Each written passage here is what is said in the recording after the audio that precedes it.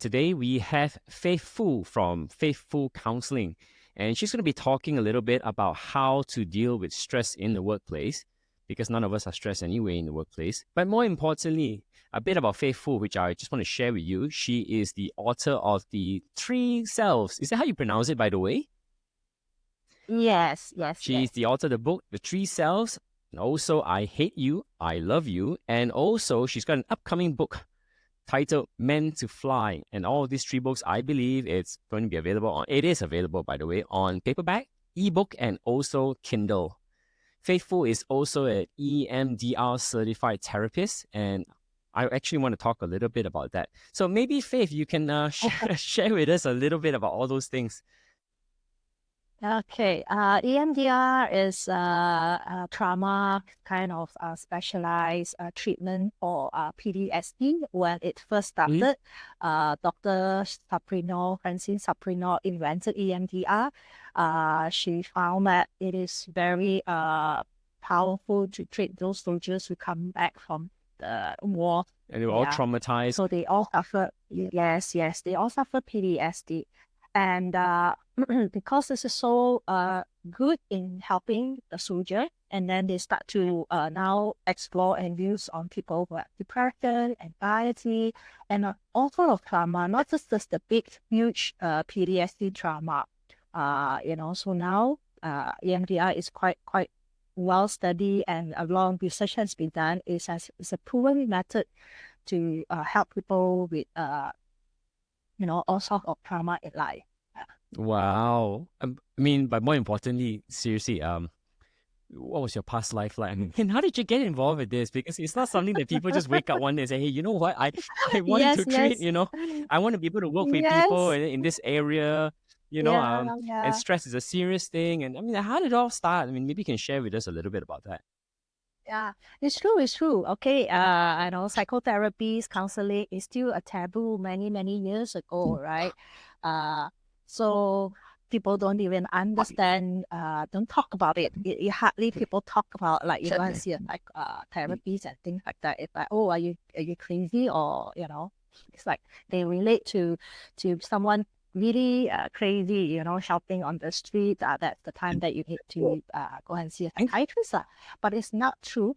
So many years ago, actually now in my 50s, in my late 30s, I actually went to my own depressions. I don't mean to interrupt you, but what you just mentioned, I think is quite common. A lot of people go through that, right? There's some stages where you feel your chest hurts a little bit, and it honestly scares the crap out of you because you think, oh, holy cow, do I have like a heart condition or whatever? It sounds like it's something that could happen to anyone. And when you talk about it in the workplace, through your experience, right, practicing in this field, how often, does it happen in the workplace? And, very often. Okay, maybe that was too general a question, right? Okay, let's slow this down a little bit, take a step back. When we talk about, let's say, being in the workplace, right? And we know that a lot of people may encounter some of these things. Maybe you can share with us, let's say, what are the three top most common signs or symptoms that it's coming, that you may be stressed? But what would the three signs be like that so far you have noticed? Yeah. For example, you used to be very patient or gentle or nice, right? Suddenly you become, easily irritable. I thought that comes with age. I'm not very patient. Not necessary. And then you get angry quite easily, impatient. So some people also develop a stomach issue, gastric. That's common. Right? Gastric. Yes. I also have clients who are suffering from high pitch. They hear the high pitch, that ringing noise sound that yes. But when they see the doctor, they do MRI, they do scan, they do everything that is perfectly normal. So all these physiological changes in our body that medical cannot explain, a lot has got to do with stress. So from what I'm picking up from this conversation today, it's really like some of the things that you'll notice is, number one, of course, irritable, and you lose a bit of patience there. When you see like people who are stressed, right, do they most likely put on weight or lose weight, or it could swing either way? Just out of curiosity. It could swing either way. Yes, it could swing either way. It could be losing weight For my case, I lose a lot of Mm-hmm. weight. But for other people, they put on a lot of weight because it's the coping skill, Right. right? When you're stressed, you don't want to eat. But some they are stressed, they eat a lot more. Mm-hmm. It gives them that dopamine Yeah, hit. they take a lot. Yes. So it can be both way. So either way, if you have huge body weight change, you also have to be careful. So either you put on a lot of weight or you lose a lot of weight. That's also one sign of the symptoms of burnout, stress, depression. Yeah. Wow. What makes us stress? I mean, that there's situations where, and I'm sure even I've experienced, and a lot of us and a lot of our listeners have experienced before, where sometimes, let's say in the workplace where you may feel stressed, but although the task given to you or, ahead of you is something that you can do, you have done it before, and you have obviously you achieved it, you hit your target, and so far you hit your KPIs and all that. But what makes us, or what makes people still stress over the situation usually? I mean, what are the other trigger points that you will notice? That's two stress. It's actually the good stress and bad stress.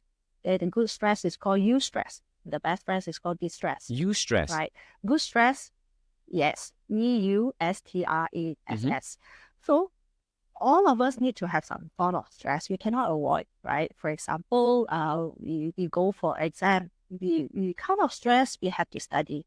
With the correct amount of stress, you will have a high performance. Faith, I want to circle back to what we talked about just now earlier when you said about there's good stress and there is bad stress.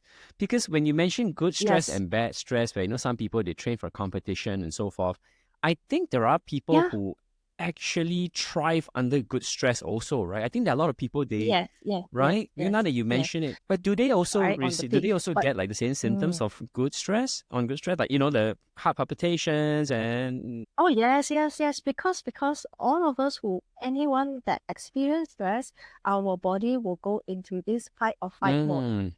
Stress is a reaction to mental and emotional pressure. Right. The minute our mind perceives stress, we will go into this fight, flight, or freeze mode. So how would we recognize if we are on whether we are experiencing good stress or bad? Example, right, for our listeners again who let's say are in the workplace and you know how some people they are in high position and they face that stress, but they really thrive under that kind of pressure. But how will you recognize it? Let's say if your message to let's say our listeners where we talk about sometimes I feel stressed, I'm overwhelmed. But so how would you identify that they are going through good stress or bad stress? How would they know? When you, like I say, when you have good stress, your performance is good. You always produce. You're on your peak, right? How do we know that you're already becoming distressed into, slipping into bad stress? It is when your performance starts to decline. Instead of, you're enjoying your work, okay, and you still perform, now you have to put in 200% more, or you have to put in so much more effort than before, and thus to get what you have, the bare result. And then it will come to a point they are still doing their work, but now it is so hard to concentrate, so hard to make decisions. So real quick, what would be your tip? Let's say if 3 things that people could do today, let's say minus of any other vices, let's say if someone recognizes they're going through that, what are the 3 things they can do today, right now, to improve that situation? What would your advice be? Actually, very simple. It was back to basic. What doctor will tell you, okay, change your diet, exercise, have more rest. So the first thing is you really have to be very self-aware that, and you have no choice but to make time to take rest, okay, to exercise, okay, and to really make sure you have good quality sleep. Usually people who are going through very stressful life, they actually sleep very little. They don't exercise. They don't have time for it. And they hardly rest. Yeah. I mean, the 3 things that I picked up from you right now is that you're saying that, of course, exercise, isn't it? And try to rest more. The more you are stressed, the more you need to rest more because your body are in this flight or flight mode all the time. I think the exercise part is definitely probably the biggest contributor that is, at least healthy and going the right direction. Well, that's a very practical thing. It's like so well known, so well said, but but it's very hard for people just to take a small 5 minutes or 1 minute of their life, just chill. So all these are very simple little things. It's actually don't need a lot of our time on.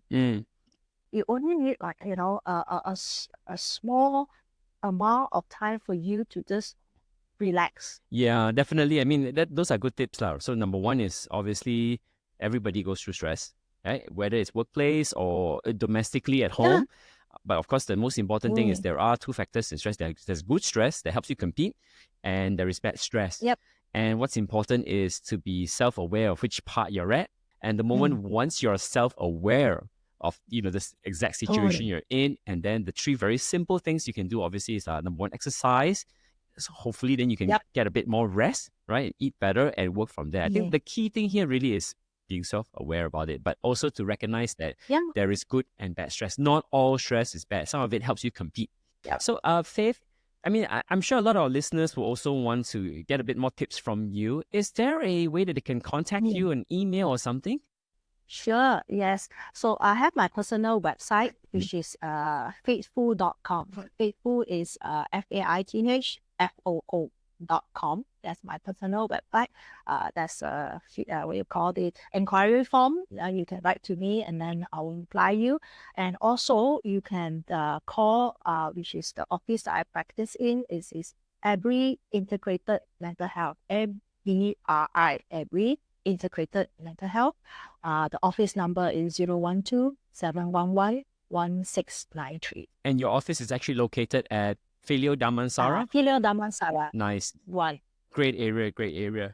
Okay, guys, this is all the time we have for our pod today. If you have any extra questions, you can always look us up at www.coverbuddies.com. That's www.coverbuddies.com. Faith, thanks for joining the pod today.